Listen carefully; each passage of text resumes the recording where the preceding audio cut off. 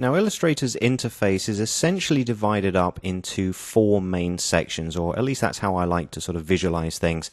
The first section is really the menus here at the top, and like most pieces of software that you're familiar with, we have a file menu for dealing with documents and saving, we have edit for cut and paste, that kind of thing, but then the other menus are very specific to Illustrator itself, and then you have things like the view menu for different previews and sizes and guides and that kind of thing, and then the window menu will give us access to various panels and options that Illustrator offers. So this is really sort of section one.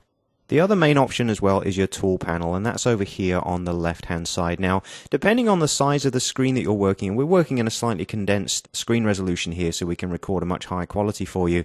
You may see a different layout here where all of the tools are in one long vertical line. But what we're viewing here is two side by side, which is really just a more compact way of viewing it. Now you'll notice that the tools are also divided into little sections. They're divided here by these small gaps. We've really got our main selection tools here. We then have our object creation tools, like for drawing paths and lines, rectangles, dealing with type and also brushes and that sort of thing.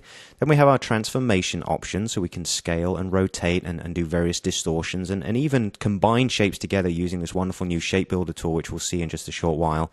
Then we have color options here, so the eyedropper and the gradient and that kind of thing. Some very specific generation tools for creating symbols and also graphs and that kind of thing. And then importantly down here at the bottom we've got navigation and also very, very importantly the artboards tool, and this allows us to define different areas in our document for different pages essentially. Now, the palette also extends further down, as you can see, which deals with certain color options such as the fill and stroke of an item and different fill options here, as well as the preview mode. So we'll go over these as we work through the software. Now, the other option as well is on the right-hand side. These are your panels. Now, they're currently all closed off here on the right-hand side, but we'll customize those in a minute. So if you really divide that area up, you see that you've got your menus at the top, your tools on the left-hand side, you've got your panels on the right, but we'll change that actually. We're going to move some of them around.